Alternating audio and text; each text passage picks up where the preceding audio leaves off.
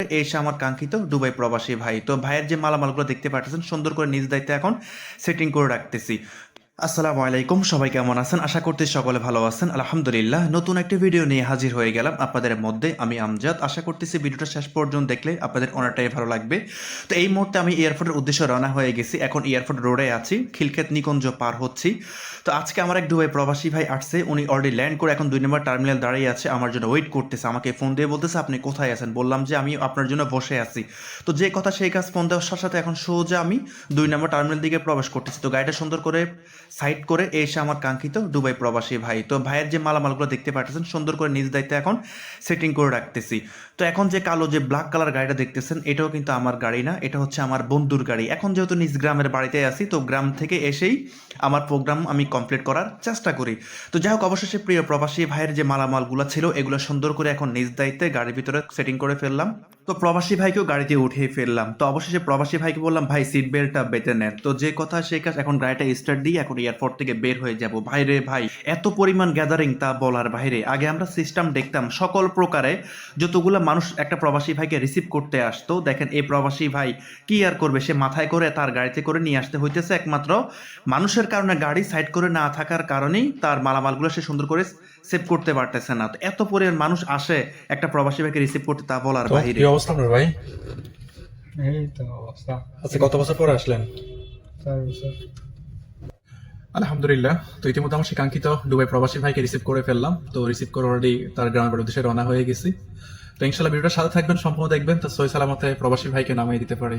তো যেটাই বলতেছিলাম, আসলে এই কথা বলতে গেলে অনেক প্রবাসী ভাইরা আপনার খারাপভাবে মন্তব্য করতে পারেন যে ভাই আপনি কি কথা বলতে পারেন? বলেন, একটা প্রবাসী আমরা দীর্ঘ 5-6 বছর পর দেশে আসবো, পরিবারে অনেক শখ আহ্লাদ করে বাংলাদেশ এয়ারপোর্টে আসে আমাদেরকে রিসিভ করতে, তার একটা আকাঙ্ক্ষা, তার একটা আনন্দ, ঠিক আছে? এখন এই কথাটা কেমন দেখা যায় ভাই?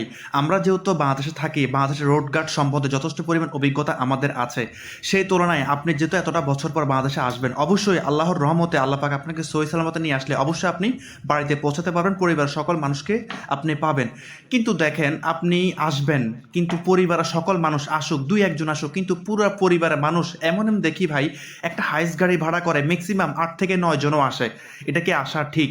একটা খরচের ব্যাপার স্যাপার আছে। রাস্তাঘাট এখন প্রচুর পরিমাণ, এত পরিমাণ খারাপ, বিশেষ করে রাত্রের বেলা এত পরিমাণ খারাপ হয় তা বলার বাইরে। চতুর্দিকে শুধু চিন্তায় ডাকাতি। একটাবার যদি আপনি ডাকাতির কবলে পড়ে যান, আপনার পরিবার যদি ডাকাতির কবলে পড়ে, কি হবে আপনি কি একটাবার চিন্তা করে দেখেছেন? তো যাই হোক, নিজে সেফ থাকা অনেকটাই ভালো। তো অবশেষে ঢাকা শহর পার হয়ে চলে আসলাম, মেঘনাও পার হয়ে চলে আসলাম, দাউদকান্দি পার হয়ে ঠিক হাতের বাম দিকে এখানটা গড়োয়া হোটেল আছে। যেহেতু আমাদের খিদা লাগছে, সকাল থেকে কোনো এক নাস্তা করতে পারি নাই, এখন বেলা বাসে প্রায় 1টার মতো। তো এখন আমাদের খাওয়া দরকার। তো দাউদকান্দির পর একটা গড়োয়া হোটেল, যেটা এখানে সম্পূর্ণ ফ্রেশ খাবার পাওয়া যায়। আমি এখানে কন্টিনিউ বসি প্রতিটা প্রবাসী ভাইদেরকে নিয়ে যখনই আসি। দেখেন এখানে বিভিন্ন রকমের 5 স্পেশালি মাছ, কি কালারটা দেখেন, কি একটা জোস কালার। আমাদের দাউদকান্দি যে নদী, এই নদী কন্টিনিউ তারা সকালবেলা এখানে তাজা মাছগুলো নিয়ে এসে এখানে পাক করে, বিশেষ করে মাছ। আর তাদের হাঁসের মাংস, গরুর মাংস, কালো ভুনা, মানে খাবারগুলো। আর এই খাবারটা দেখেন, মানে রুই মাছের মাথাটা দেখে তো আমার অস্থির লাগে উঠছে। তো এটা তো খাওয়া সম্ভব না। তো অবশেষে হাঁক মুখ ধুয়ে ফ্রেশ হয়ে এখন খাবার জন্য ওয়েট করতেছিলাম। অবশেষে আমাদের খাবার আস্তে আস্তে নিয়ে আসতেছে। তো সামনে যে ভর্তা দেখতেছেন, এটা হচ্ছে চিংড়ি মাছের ভর্তা, শসা, সব কিছুই আছে। তো হঠাৎ করে আমি কোনো কিছু অর্ডার দিচ্ছি না। তো যে মালিক, উনি নিজ থেকে আমাকে চিনে, কারণ আমি এখানে বিগত 5 থেকে 6 বছর আমি তাদের এখানে খাচ্ছি, কারণ খাবার অত্যন্ত ফ্রেশ। আর প্রতিটা প্রবাসী ভাইদেরকে নিয়ে যখন এখানে খাওয়াই, তারা অনেক সন্তুষ্ট হয়ে যায়, কারণ একদম পরিবারের মতো, পরিবারটা যেরকম পাক করে ঠিক এভাবেই। তো যাই হোক, অবশেষে দেখেন আমাকে যে মাছের মাথাটা আমি দেখছি, এই মাছের মাথাটা যখন আমার সামনে নিয়ে আসছে, ভাই রে ভাই, আমি তো পুরো অবাক হয়ে গেছি। দেখেন আমার ফোনের ক্যামেরাতে আসতেছে না, তা বলার বাইরে। মানে এই মাছের মাথা যদি আমার প্লেটের উপরে নেই, মানে পুরো প্লেট একদম ভরে যাবে। তো আমার সামনে প্রবাসী ভাই বসছে, আর প্রবাসী ভাই যে দাদা ছিল উনিও বসছে। তো আমি তো একা খেতে পারবো না এত বড় একটা মাথা। তো বললাম নেন, আপনারা সহ নেন, আপনারা সহ খান। তো আমি একটু মাথাটা খেয়ে দেখলাম যে ভাই সত্যি এতটা মজা লাগতেছে তা বলার বাইরে। নদীর মাছ একদম তাজা তম তাজা, যে এটা পাক সেটা খাচ্ছি, এতটা ভালো লাগে। তো এদিক দিয়ে প্রবাসী ভাই তেমনটা খাচ্ছে না, বলতেছে ভাই আমার ভালো লাগতেছে না, আজকে 2-3 দিন যাবত আমি অর্গুমা, যার কারণে আমার খাবার ফ্যাটের ভিতরে যাচ্ছে না। তো কি আর করা। তো অবশেষে আমি সকল প্রবাসী ভাইদের দৃষ্টি আকর্ষণ করবো, আপনাদের বাড়ি যাদের নোয়াখালী, কুমিল্লা, বিশেষ করে যদি আপনারা খাবার খান, অবশ্যই আপনাদেরকে লোকেশন দিচ্ছি। দাউদকান্দি ব্রিজ পার হয়ে হাতের বাম দিকে যে গড়া হোটেলটা, এখানে বসবেন, মানসম্মত খুব ফ্রেশ খাবার খাইতে পারবেন। অল্প টাকা নিবে, কিন্তু আমরা একটা রেস্টুরেন্টে বসলে যে পরিমাণ, এখানে 1-2 জন মানুষ খেলে যেখানে 800 টাকা বিল আসে, আর আপনার এখানে 2 জন মানুষ খাইলে অনায়াসে 400 থেকে 500 টাকা বিল আসবে, কিন্তু খুবই খাবার ভালোভাবে খেতে পারবেন।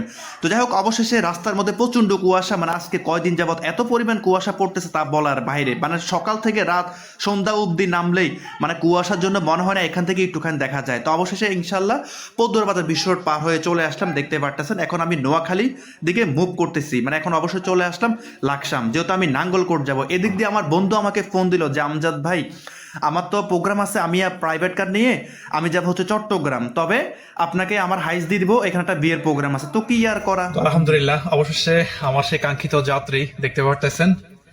তো আমার প্রোগ্রাম এখানে শেষ, এখন গাড়িটা নিয়ে আমার বন্ধু চলে যাবে চট্টগ্রাম। তো বন্ধু আমার হাইস নিয়ে বিয়ের প্রোগ্রামে আসছে, অলরেডি যাত্রী নামাই দিয়ে খাওয়া দাওয়া করে এখন আমার জন্য রেডি হয়ে আছে, কারণ এই প্রাইভেট কারটা নিয়ে ও চট্টগ্রাম যাবে উনি। তো এখন এই যে আমার কাঙ্ক্ষিত বন্ধু বলতেছে, ঠিক আছে আমি আপনার যাত্রীগুলো আপনাদের যাত্রীর বাড়িতে নামিয়ে দিই, আমি ওইখান দিয়ে প্রাইভেট কার নিয়ে যাবো চট্টগ্রাম, আপনি আমার হাইসটা যাত্রী সহকারে নিয়ে তাদের গন্তব্যে পৌঁছে দেন। দেখতেছি যাত্রীরা দাঁড়িয়ে আছে, তো অবশ্যই আমি গাড়ির কাছে চলে আসলাম। তো যাই হোক, আজকে ভিডিওটা এই পর্যন্তই। এখন ভিডিও ডিউটি করতে হবে। যদি ভিডিওটা ভালো লাগে অবশ্যই শেয়ার করে দিবেন আর পেজটি ফলো করে দিবেন, যাতে সবার আগে ভিডিও চলে যায় আপনার কাছে। আর সকালে ভালো থাকবেন। আসসালামু আলাইকুম।